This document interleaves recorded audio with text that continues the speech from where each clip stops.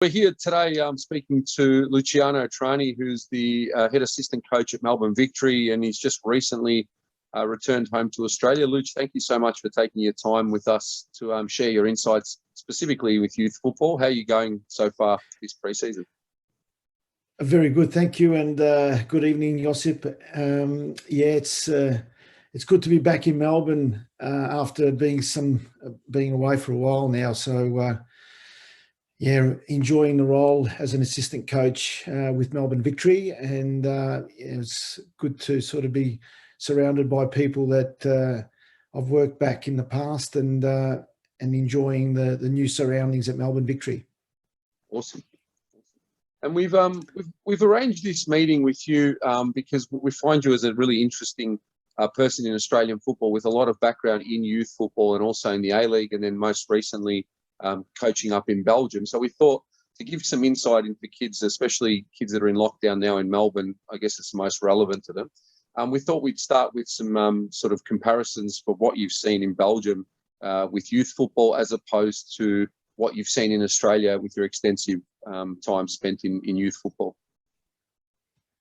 Yeah, it's I suppose I've been fortunate enough to be involved in the game for a long time now, so I've been able to see things from different levels through junior, youth and the senior level, and obviously different levels of competition. So I sort of can sort of gauge as to the different competitions and the different sort of challenges within football, both locally and also internationally.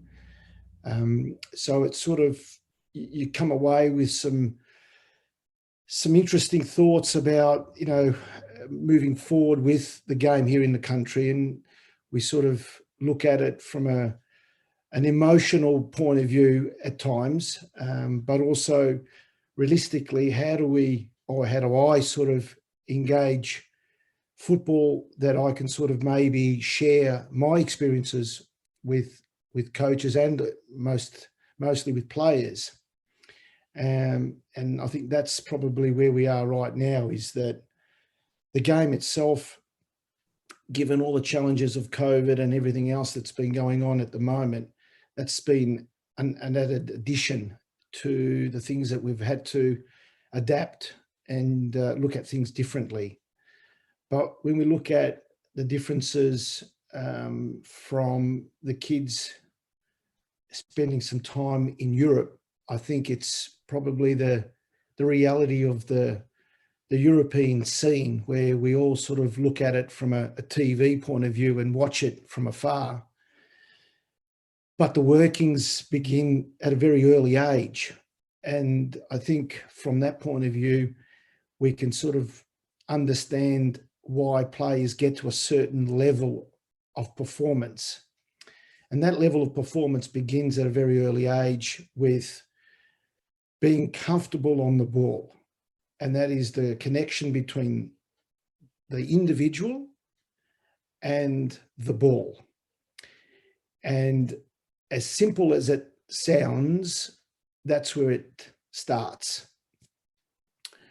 Because when we put it out into the end result, which is the game, we then have that connection between the player being comfortable and the time spent as a junior with it.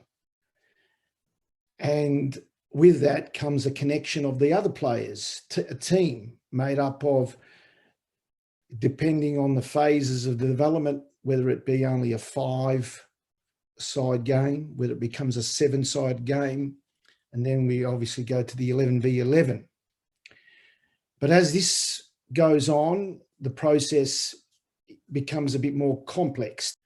The challenges, not only from a technical, but then tactical, then it's the mental side of it, and then we've got the physical element to it.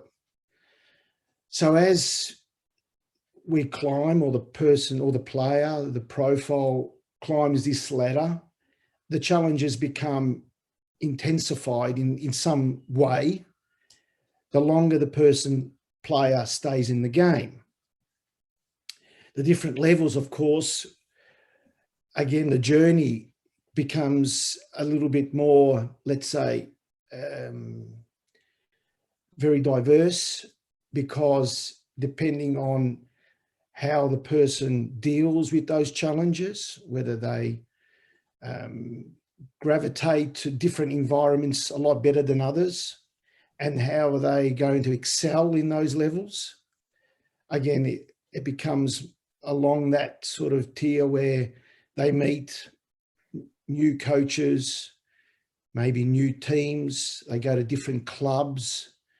And so again, as an individual, they then find their way.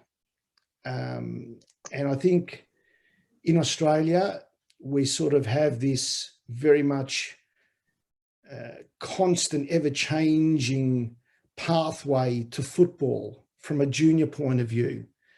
We've gone through the club scene as we know it at a very, some 15, and I can just imagine my own experience of coaching junior players, where it was all around the club,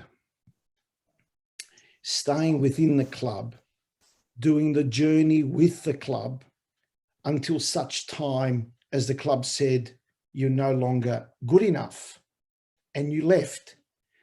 There was no intention to leave the club, if you know what I mean. It was only, the obstacle was probably more around the ability of the footballer.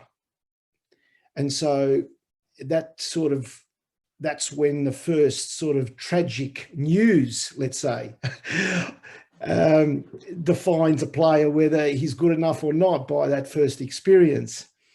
But I think when we look at it today, that isn't quite the mindset of the player. Now, there are many controlling elements to it, as we know, where we've got, let's say, very open, transparent system where trials are open for people to join those trials, and whether you're good enough to join a football club at those trials depends on the structure and the ability and all that sort of stuff on a year-to-year basis. So we're sort of having this vision that depending on how we go and feel, the player might end up making a number of changes in his development phase of different environments. So it's really maybe a pot luck if that environment is going to be good enough for that individual. We don't really know. We think it might be a better chance, but really, as we all know, football, nothing is guaranteed. But with the way the game is and the mindset, changes are going to happen so rapidly in a player's development. For some players, it may not be a positive thing because of the different changes on a constant level, and they might hear a different story one year, different message the following year. They might think it might be better somewhere else, and they hope that it is better, and then only find out later that it's pretty much the same. Maybe in some cases, they might even fall slightly behind the progress of their development. So I think from the comparisons are very much different when we look at it from a European scene, is that the kids within the region, and I'm talking about St. Truiden as a club in Belgium, holding a top position in the top level of Belgian football. It is a regional area. The clubs itself around that regional area are always mindful that the best players are encouraged to go to the top club. When I say that, there is a general understanding that they are open to allow those players to go. There is no restrictions of, let's say, limitations to providing that vehicle, that opportunity for someone. And my experience in Australia, it seems like there's been a lot of knockback. It doesn't seem as, let's say, forthcoming in that support. If it happens, then it's sort of reluctant. It's not, oh, you know what, you better go. We've got this. It seems like, oh, okay, you know, if it happens, it happens. But there is a real focus on the better kids going to the better clubs with a very open and very open arm type of delivery and encouragement of it. So that's very supportive, because they believe that eventually the pyramid, as we see it, yep, the better players will end up going to the top without delay.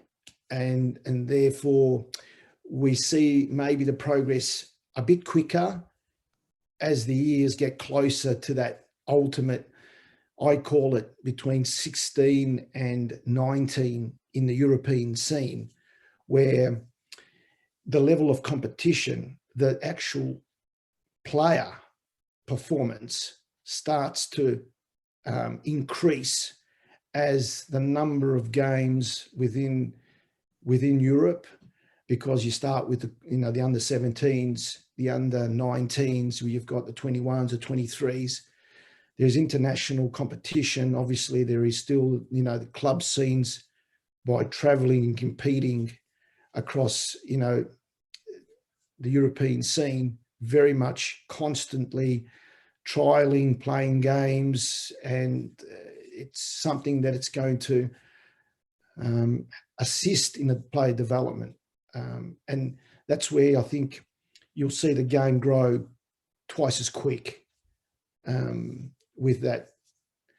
Again, the basic fundamentals at a very early age is something that they focus on. And we talked about the connection between the ball and the player early on. That is part of their build up to a training session. And I remember watching outside the coach's office every day, where a group of, again, they were from the basic academy system, ranging from 6-year-olds right through. So we had everyone training together on the same complex or training complex. So you could see the coaches operate in a sense of making sure that the mastery of the ball is constantly refined and repeated, so that in the end, the player is comfortable in performing different type of challenges within the training session. So there was one particular practice that they did, is they went to the center circle of the pitch, and everyone had a ball, every player, and 2 players in a half circle came in to make a pair at the center dot of the center circle. And they performed a skill, a variation. And each of those pairs performed it, while the others around the center circle actually copied it. Once they did it, and they counted all together to 10. Once they counted to 10, those 2 players in the center went out to the outside. 2 new players came in, and they performed a new technique. And so it gave 2 things. One, it helped with the general practice. And second, it allowed the player to come up with a skill or a technique that they could test themselves, but in the end, test their teammates if they could do it. And when you do it every day, you accept their day off, you will then see quite an amazing level of skill.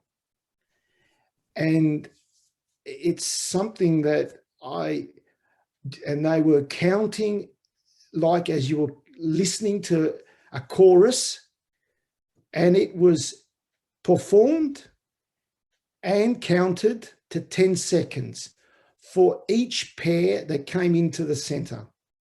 It was, I should share that with you, Josip, because I actually had to video the actual part because I thought it was something that was a great starter to every day. Interaction, it was a cultural thing, but it sent a message. And the message it sent was we could do skills, we could test one another, and we could do it just as well, and we'll come up with new ideas and set the standards. I thought it was fantastic. That's amazing. That's awesome. I think that stems back to their decision as an FA after Euro 2000, I believe it was, where they bombed out of the Euros, and it was a home-hosted one with the Netherlands, and they decided to rejig their entire curriculum, kind of like what we've done here in Australia, I guess. We came up with a new national curriculum.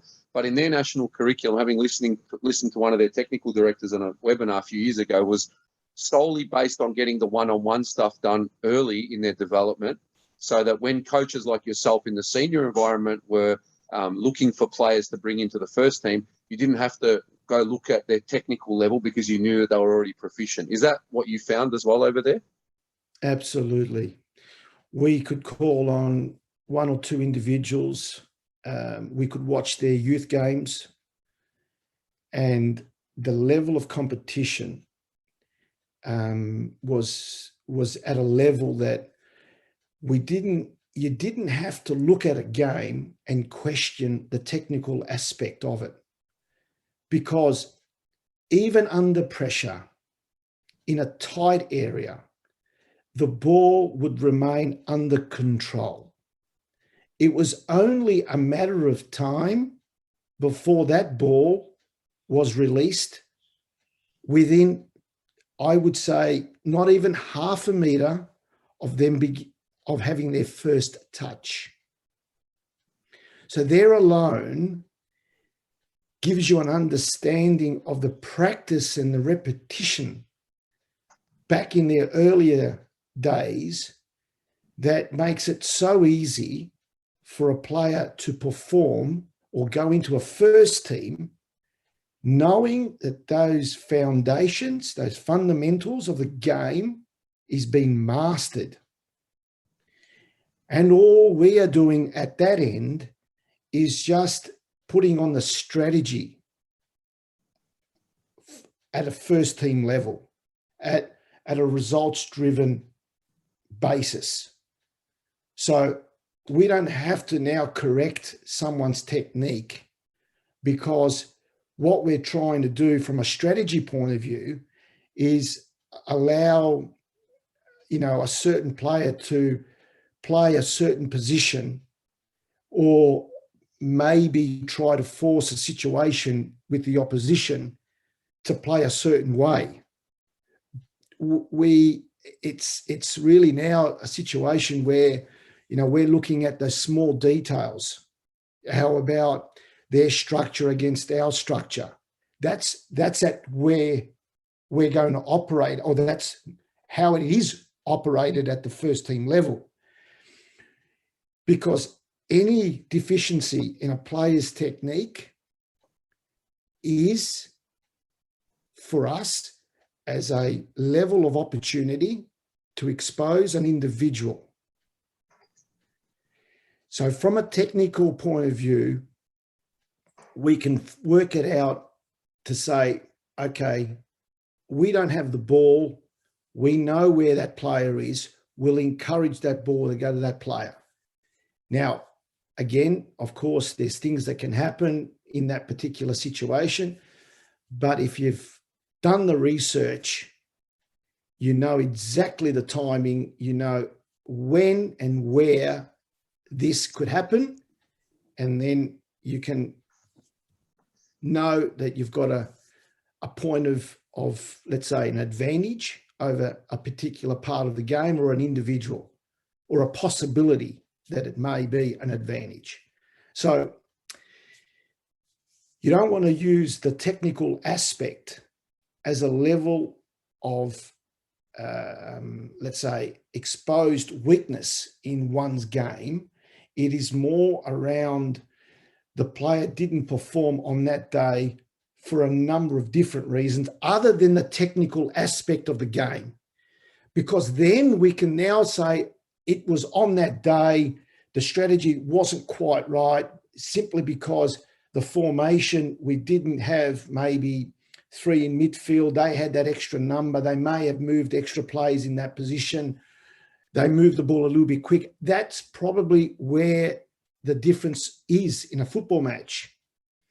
And so that's where I feel that, you know, the difference between having equipped, well-educated, well-resourced footballer, and I say that in that sense where he's been provided the tools, he's actually done the work, he's gone through the system, he's the finished product, now he's ready to go. And that's where I would like to see it in Australia, where the product has been produced within the academy system from a technical aspect. As they get older and go through puberty and all that sort of stuff, yes, we can then build the physicality of the individual, and then we will continue to provide that football ability and understanding of the game from a tactical point of view, and the more challenges that we give as they potentially go through that stage of development, I think hopefully they would be well equipped to perform. Now the level, of course, it's going to be challenging because each level you go, it sort of increases by the competition, and that competition, as we know, varies from country to country. And within our country, we have to compete with travel, and we need to make sure that we're getting the best, playing against the best. And we've had many seminars about this going back well into, 30, 40 years, and we keep speaking about it, which can only inspire. Competition is important for the individual, but also for club and teams that will push themselves in getting better. So, yeah, and as like I said, those fundamentals are very, very important at a very early age. Yeah, and I think it stems, you mentioned something about the culture of the clubs, and it's almost as if they know their place in the food chain. So if they're worrying about the end product, they're not doing the right thing. Their job is to prepare someone so that potentially a bigger club can take them to the next phase. And I understand with FIFA's system, they will get compensation for the youth development phase. And maybe that's something that we don't have quite as well in Australia, to give clubs the incentive to want to do that long term. Yes, and I suppose that's one where we've been sort of thinking about for such a long time. But I think the incentive, I look at it this way, because everyone thinks about the incentive being in a financial point of view, as being, what are we going to get out of this? But I sort of have I have a different view in this. I think just a football club being available that operate, that have kids that they come to, you've already won.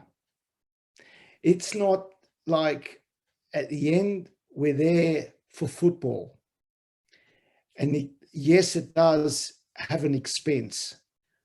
But when we look at what we get out of the expense, you cannot replace it. There is not enough money to actually replace that raw ability, that raw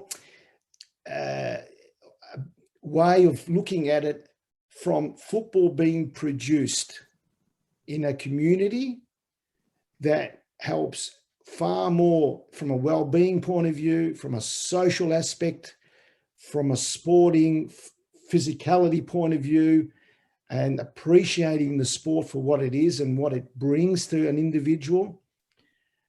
And of course, we want to produce the best opportunity for players who aspire and show far greater signs of talent. That's going to have to be the vehicle. But within the chain, that chain of being part of something that ends up being special, I think we've just got to appreciate it, because the recognition that a player has come from one club, I don't think you can put a dollar sign on it, because if we look at someone's name being attached to worldwide recognition, money will come and go with clubs, as we know. Clubs waste money on things that are just, sometimes you just shake your head.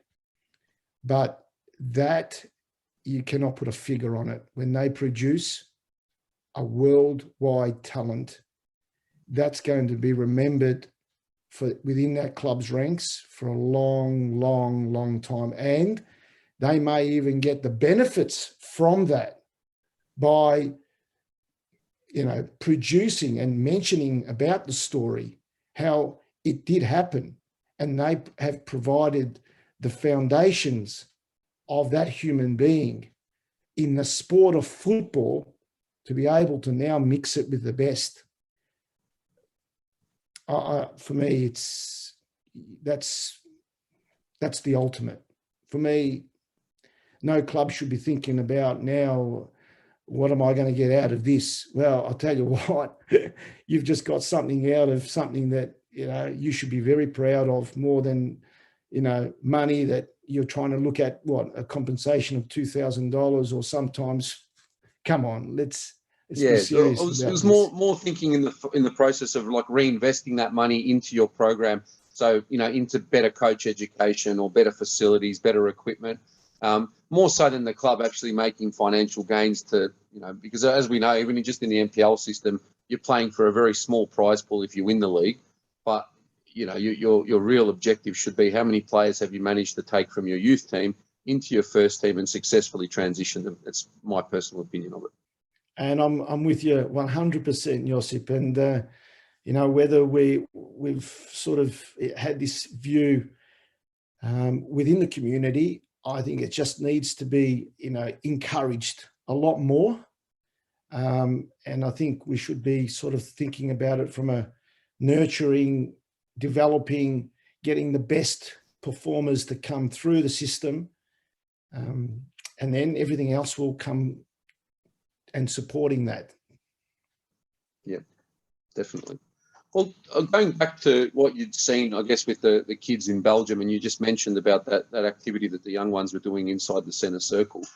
What did you notice, or did you notice anything in terms of maybe the mindset or the application of Belgium kids to their training sessions, as opposed to kids here in Australia when you've returned back and you've worked with youth teams, or you've just seen the youth teams even at, Victory, for example? Is there any little subtle differences, or is it like for like until a certain age point, you think?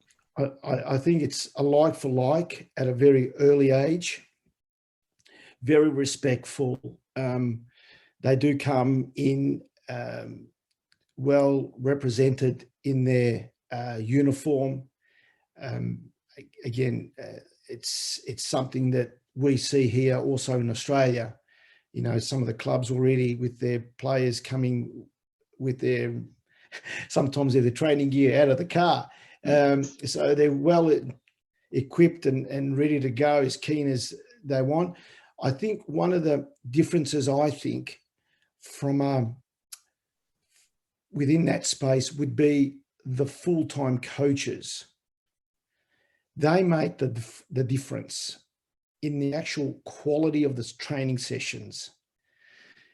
And so when you get professionals coaching kids, you're going to get that little bit more detail in the session. So I would say if there was one thing that stood out in my mind, when you have coaches that are full-time, that are responsible for the development of the players, for example, the club that I was working at had 4 full-timers that were paid by the club. They had a technical director, and they would stay throughout that program and would obviously double up on the evening with teams. And they would then manage those teams. And they had obviously support staff around that, where you had nutrition, obviously the psych within that, again, developing youngsters mentally, and then obviously the sports science to it. So they would all go together, put on the actual rehab, the sports science, pre-activation. They'll then be split into the coaches that were waiting their turn to take over after that part of the session. And then they will do the technical and tactical sessions. And then they would roll out that session, and then influx would be the older group coming in later. So again, that's something that we don't have in Australia, is that we're tending to not have the full-timers. We sort of got part-timers in that sense, probably doing 3, maybe 4 sessions a week. That's including a game. And again, we don't get it to the point, and we might have, additional fathers or parents coaching their son, which is obviously one of the things that we have to deal with in this country.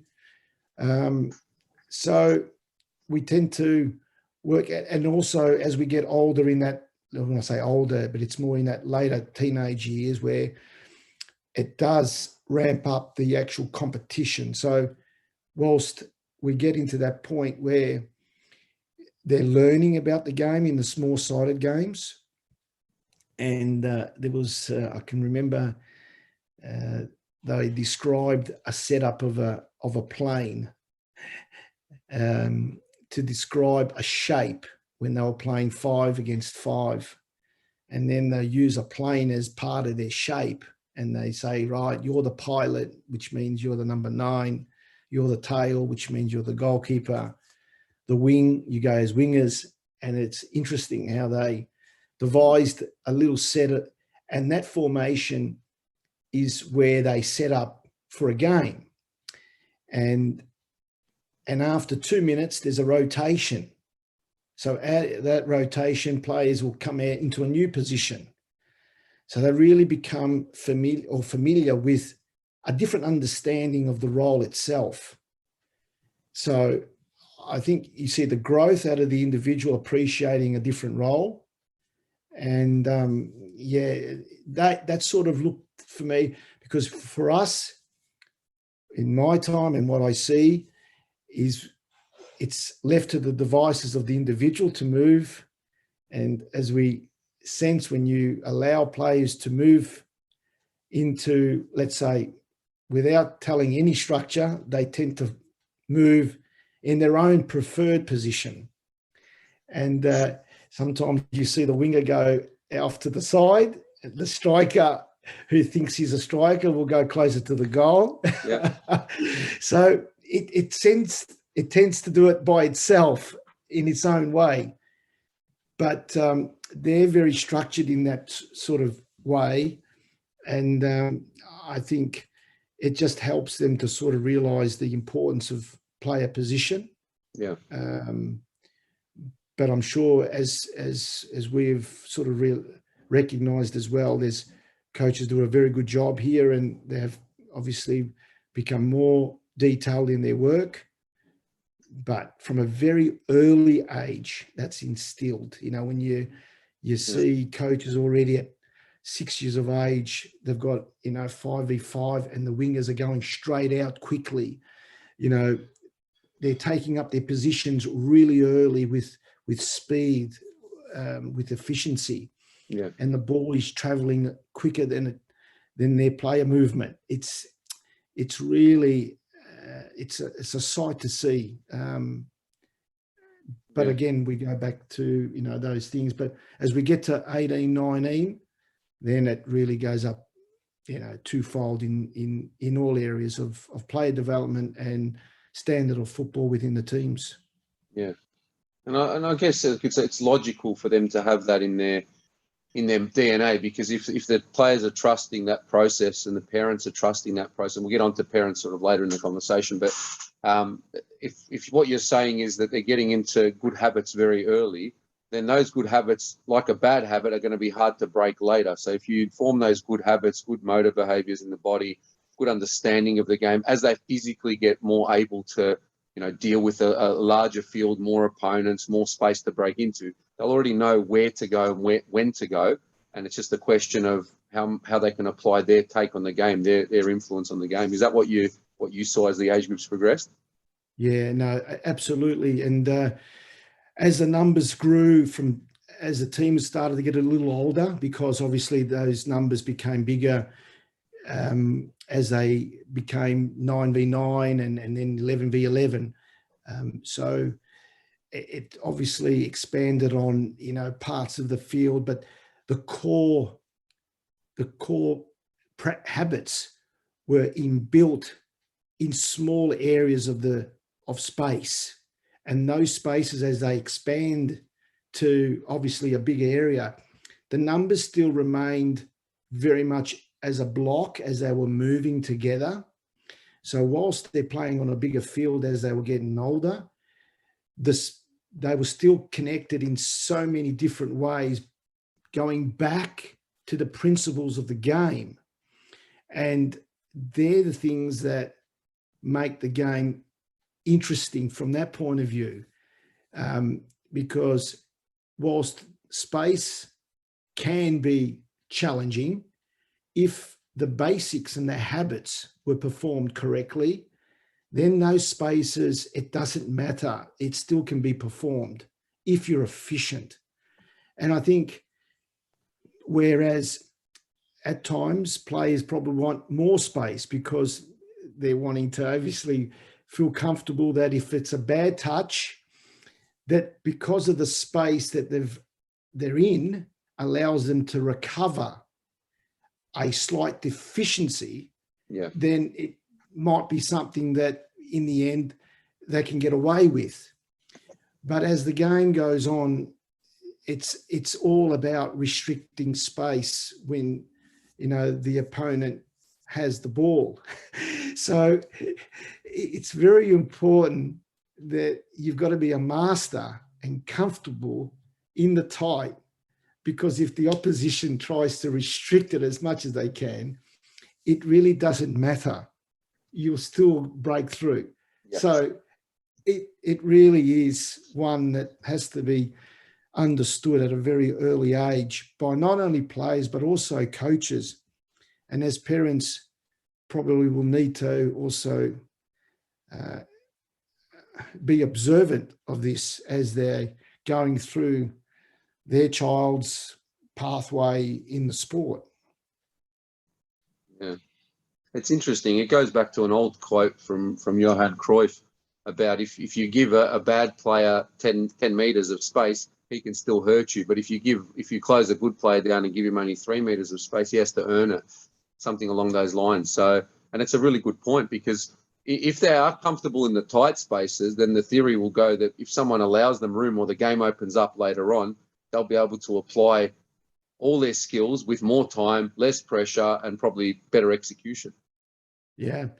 And again, because the tempo of the game can quicken up and they can do it in very little time, and therefore it's not a problem. It's and those are the things that we talk about many times with players that we deal with every day about time and space, and it's two areas of the game that, you know, when you have the ball, you've got to be able to try to maximize that particular moment in the game. And when you don't have it, well, you've got to, you know, restrict every opportunity and every chance for the opponent to expose you. And I think that's the challenge on both sides of the game, really. Yeah, a game of opposites, and the principles of play are always shifting in one way or the other. So, Correct. and that's the joy as coaches, isn't it? It's such a dynamic game. It's not like NFL or basketball with lots of timeouts where you can, you know, pull lines out and change people. You've got to trust the players that you've put onto the field. So going back to what they're doing at an early age there, they're actually instilling all the behaviours that you'd want as a senior coach to say, if the opponent does this, you can pick a solution from all the skills that you've learned from that, even from that drill where you've learned 10 ways to dribble or beat an opponent, because you've been doing that since under 10s. And then it's up to you to pick the right tool from your toolkit to apply it. Yeah, and the execution and the decision making is those two elements have a really, you know, that will be the final sort of performance of the player, really, in that moment or over his career. Really, it's at the end, he may have all the tools and he may have been equipped, but he's got to decide at that point in time to make the right one. And if we give him all those challenges and the competition, then I think we've got a chance to produce, you know, a top quality player. Absolutely. Well, on that one then, so if you were to give any advice to any Australian kids that were keen to pursue a professional career overseas, and I guess from our, you know, talking specifically for our age groups, we deal with kids from the age of 12 through to 18 at school level. Would there be any words of wisdom based on your extensive experience in the game that you would like to offer them moving forward? I think we talk about, you know, having a strong work ethic. I think that's probably, it's a hard one to describe in certain moments of a player's career, you know, about that moment, that meaning of that word, about what does it mean in practice. So I think one must think about being prepared to have that in his makeup as a person, that whatever he needs or she needs to do to perform and put the work in that's required to improve your standard, you've got to be able to do it. And that's important. I think the attitude is also the other aspect of it. When things aren't going as well as one would like, you know, you can be disappointed, but you need to turn it around and say, you know what, it's going to be better next time. It's not only the previous mistake. Today, it wasn't a good day. Okay, that's fine. But tomorrow, I'll improve. I'll do better. I need to work on these things. I think that's the attitude that one must need to have. I think the winning mentality, in terms, when I say winning, it's the desire to go into any sort of practice within training, believing whatever it might be, if it's a 1v1 situation or you're playing a small-sided game, you need to have that winning edge, because it's only preparing yourself to be able to compete in sport. And as athletes, you're in sport for a reason, or else it's no point being in sport if you don't want to compete. It is as simple as that from that side of it. I think ability to listen to your coaches. I think if we're looking at, you know, role models, those athletes would be ones that are having to look at, listen to so many people, but listen to your coaches, because the coaches have, obviously their passion is to improve each athlete. They're there for you. And that's something that, you know, not every person will commit so much of their life to a team. Not that they actually understand, they just think it's like a referee turning up for a game. The referee has a passion to referee a game. The coaches have a passion to see their team, their individuals do really well. So they're there for you, and you've got to have the trust in them to believe that they are there. And again, it's that confidence thing about having that relationship that you can talk to your coach. Not, again, you know, in my time, it needed at times to go through a parent to come and talk to me, when at a certain age you would think, you know, let's take that responsibility more from a athlete point of view, picking up a phone, dialing 9 numbers or 10 numbers and saying, coach, what can I do? I didn't have a good day, whatever it might be. Or, coach, I need to have a chat to you after the game. Or can I have a chat to you on Tuesday night? You need to be in control of your performance. And if those coaches are there, they're there for you. You need to make sure you get everything out of them to help you become the person or the player that you want to be. So make good decisions. I suppose that's always one thing that it's probably tough. Sometimes you've got to make some, you make some bad ones. But when I say bad ones, if you don't make the same mistake twice, that means the first mistake was good because you've learned from it, and it's a good thing. So, you know, that's something that, you know, as players, you'll go through these challenges, whether you're moving on to another club, whether you're making decisions on a football pitch, whether it be a contract that you're discussing, whether it be, you know, speaking to, you know, whether I sort of listen to my parents or do I listen to the coach? I'm getting two different. You've got to make that decision because you're the footballer, you know. Respect and honesty is always one that you need to always be mindful of, with your teammates, with your coach, and the people at the football club, that they are there putting a lot of time in to make you enjoy your football, and without them, there'll be no football. So we've got to show some respect across all officials at any football club or any school that provides the sport for us, and we have to acknowledge that, you know. Just keep working on your game. I think there's always areas of work that need to be done, you know, from a technical, tactical, physical, mental. You know, you need to continue on improving those areas that are challenging for certain players, whereas certain players have it so natural, and then you could only wish that you had that talent so natural.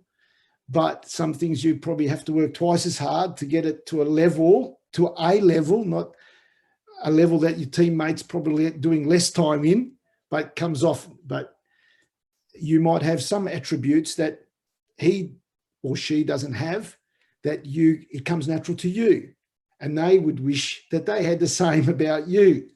So I think you're constantly having to assess your own levels and your own sort of areas of things that you need to address. So that's probably in the makings of players, but I think you need to embrace challenge and competition head on with the bravery that most Australians have when we talk about, you know, taking on sport across the world, you know. So we're always going to be challenged in the place of birth, no doubt about that, in our football game, but we've got to show a lot more resilience and a willingness to keep driving to get better. Yeah. I guess that leads on into almost the end of our chat, but also linking what you've just said in terms of parents and their parent involvement in the development of young players. And obviously you've seen in Belgium, which would be probably similar to Croatia, where the parent doesn't have a day-to-day involvement at the training session like we tend to have here, possibly because I know you mentioned this in a webinar once, but kids can actually go straight from school, ride their bike or walk to the training ground and they're there. They don't have to rely on, the taxi service or Uber service of their parents. But it almost seems like sometimes the parents become so heavily involved in their child's development that they're actually causing more problems than they actually would like to. And it's probably hard to step away from it because it's your flesh and blood that we're dealing with, and emotion is always a dangerous thing. But what advice would you give to parents then of young athletes that are aspiring to go down the path of, if it's not professional, maybe at an NPL level where they can have a good career playing, in FFA Cup games and winning some championships and enjoying the game? I suppose this is a very challenging one for coaches and parents and players. I think the parents, I can only just say two things. Well, there's a few things, but I think provide support and encouragement along the way. I think I think it's an emotional game, and the ride can be so many highs and lows in a player's journey that you've just got to understand the landscape of sport, which with every athlete, there will be plenty of highs and lows. And whenever the lows, you've just got to understand and be there for them. And I can only just say that because I've experienced many years of frustrations that parents have probably felt that their son was not treated in the right way for one reason, or didn't play enough time, or whatever the case may be. And we probably have heard this across all levels, but I can understand the frustrations of a parent that they will only look at it in their sight and in their eyes. And it's not everyone, I can understand it.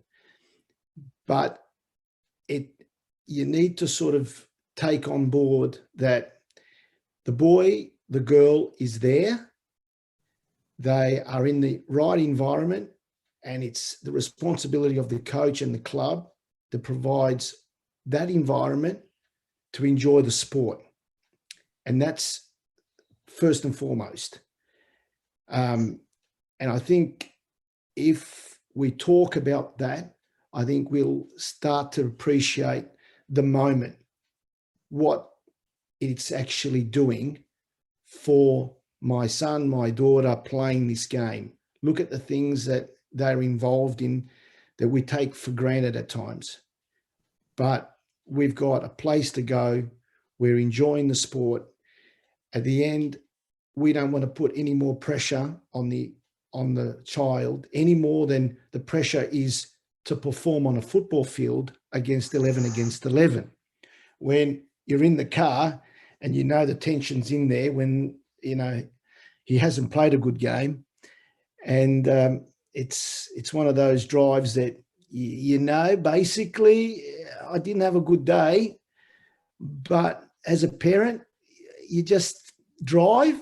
And if it's the son saying something or the daughter saying something, I'll say the son, because I've experienced when I'm hearing the story, when someone's played a bad game and who's going to open up first. Yes. And the parents driving is forcing something. He won't say nothing. And then all of a sudden it goes at the red light. You know what were you doing? And straight away, you don't know where to turn, what to say anymore. Yeah. And, basically that, you've got also, you've disappointed not only yourself, you feel like you've let the team down. And now I'm getting blasted by your parent who's just giving me it on top. So I think as players, and we all know when we've had a bad day, and I think it's just, okay, it's a bad day. We didn't do well. Okay, maybe next week it'll be a better day, better game, better training week, whatever it might be. But you're there to pick up pieces as often as you have to, and that's it. Because it's a strange world. And professional football, yeah, look, the sacrifices are huge. You know, when you have to leave your home to go overseas on your own at a very early age, the sacrifice and commitment is unbelievable, you know, and it's an undertake of any athlete now in professional sport, that travel is part of your profession. And if that is the pathway that someone's going, then the parents have got to be super, super supportive and provide as much support as you can, and encourage it as much. And I just said it the first time, and I'll keep on saying it, because the levels are even greater, the challenges are even more so than they are from a very local level, you know. So, but you wouldn't replace it when you get the chance to go and visit all these countries, because your son has been, you know, he's opened himself up and he's now taken you to parts of the world that you wouldn't even experienced if he hadn't taken this journey. So I think just the fact that he's now exposed himself and explored so many wonderful things through the sport, and you're just joining the opportunity to be there. Yeah. You've just got to just appreciate it and say, well, you know, he's done what he's wanted to do, and we're there, and now we get things that we haven't really or thought of even doing because of him. So, or she. So I think it's a great ending when, you know, these things do come to life, really. Yeah. Well, let's give you a retrospective question to finish with then. Go back 30 years when you were still a footballer playing, but with the knowledge and the headspace that you're in now for all the things you've seen in football. How would you approach your youth career moving into, or senior football career as a player, differently if you had the knowledge that you had today to impart on yourself growing up? I think it's a hard question to answer, because we're sort of in the in the now. And I think sports science, nutrition, has taken the game to another level. I think just preparing the body to a level to move, to be performing certain actions that we couldn't perform anywhere as efficient as we can do now. I think that is something that you probably, because you're only to your own devices, really. Yeah. I mean, when we didn't have all this support staff surrounding a football team with, you know, nutrition, sports science, gym programs, all the strengthening programs to be able to, you know, core and your Pilates that make your body move from left to right. It's every day the work is being done into the body. And that is something that, you know, training 2-3 times a week wasn't enough at NSL days. It just was not enough if we're looking at a full-time athlete. So I would encourage for athletes to expose themselves to these type of services that are being provided now, that are only going to enhance their performance, because it's more a holistic programming now, rather than let's go to training, let's put on an hour and bit, and that'll be it. And the coach will have to come up with the physical, the tactical, the technical, and then along the way, if we can get a halftime talk, yeah, or, you know, we might have a chat on Tuesday night and think about, now, do you remember that mistake you made in the 50th minute? No, I don't know. Well, you haven't got any video. You haven't got a VHS. So all of a sudden you have problems, yeah? So definitely. I can't remember if I made a mistake on Sunday, let alone 3 days later when you're trying to explain to me. So, of course, the visual was never quite there in terms of the analysis. So I suppose if one was thinking about it in that light, I think the extra technology that has entered our sport has definitely improved player knowledge and definitely the physical aspect of it. Yeah, it was fun arguing with you though on a Monday night at Melbourne Knights. I remember one of those analysis. I think you'd set me a target of 5 tackles, and I was playing as a 9, and I scored 2 goals, but I got drilled for not hitting my 5 tackle target. And I think I argued it, and then you went and showed me back on the video that I hadn't actually made those tackles. And again, that was back then where we spoke about this before we did the interview, where everything had to be done manually. And I take my hat off to you. I don't know how you managed to do it all back then, driving around in that van of yours, carrying all the equipment from wherever they told you we could train that night with the youth team. It was incredible days, but again, probably days that you'd never want to replace, because it formed you as a coach and as a person, probably more than having everything given to you, like now at the top end, where it's the complete opposite, isn't it? It is, and we're sort of sometimes boxed into only one aspect of football, really. And I think when you're sort of, getting to understand how football works, from running a team, from an administration, from kit manager to ground staff, to opening up the gates and getting the analysis done, and then trying to work out how players can be fit. I think it does test you to think, more broadly about the impact you can make on a football team. And I suppose the time that I had with obviously the Melbourne Knights and yourself, when I could use you at centre half and then up front, that was the best part about it. Most coaches use me like that for my whole career. So I take it as a blessing. You started it. Yeah, there you go. So a man of many talents. No, but I think I enjoyed it, and it's made me who I am today, in terms of having to think, sometimes on the run, and thinking how I can get more out of my players. And the analysis was something that, I think back now, when you go through a VHS tape, stop, start every moment, pause, play, and then record the stat, was something very, very unusual. But I was happy to put in the time, and time was never a problem for me. So, I'm grateful for every club that gave me the chance to coach at their clubs and coach their teams, and for all the players that I have experienced in coaching on the field.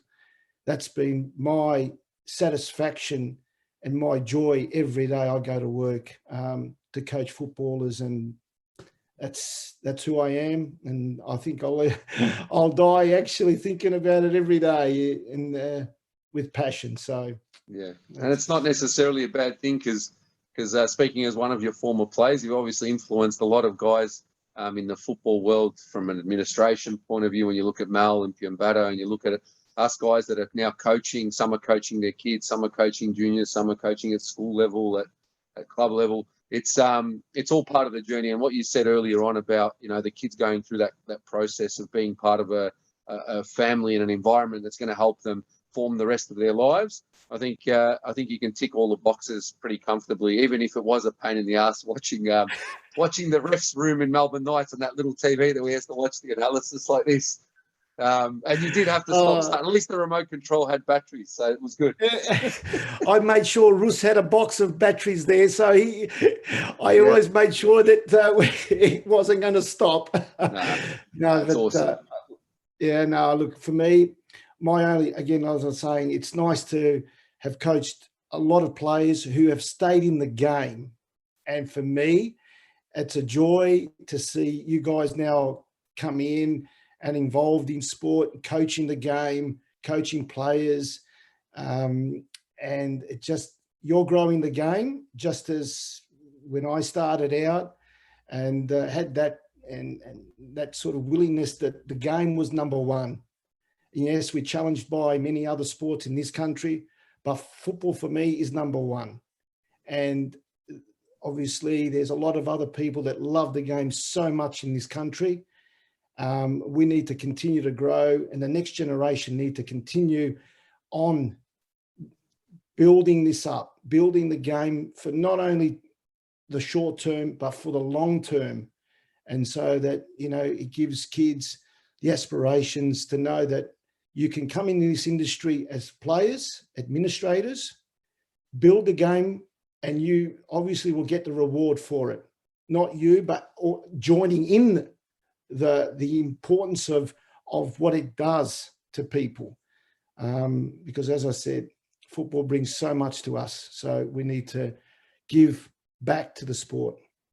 Absolutely. Well, look, we really want to thank you for your time. And I know there's a lot of Melbourne Victory supporters in our soccer program, obviously being the first A-League club, the first cab off the ranks, as they say. And they're looking forward to seeing what yourself and Popper can do to you know, rebuild the club from the ground up. And I know from my point of view, I think all the guys are lucky to have you on board there. And I think it'll be a brilliant journey for you to be back home in Melbourne doing what you love. So thank you so much for your time again.